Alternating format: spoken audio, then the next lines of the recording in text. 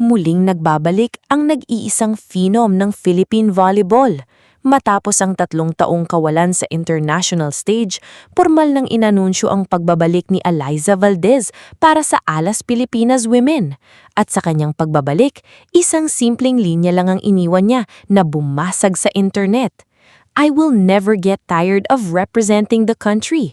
Simple, direkta, pero ramdam mo ang bigat ng puso ng isang tunay na reyna. Mga ka-volleyball, welcome back sa ating channel. Ngayong araw, hihimayin natin ang naging pahayag ni Eliza Valdez, kung ano ang magiging papel niya sa bagong mukha ng Alas Pilipinas. Titignan natin kung paano babaguhin ng isang 32-year-old icon ang takbo ng laro sa parating na AVC Women's Cup ngayong June 6 hanggang 14 sa Candon City. Direktahan na, walang paligoy-ligoy. Simulan natin.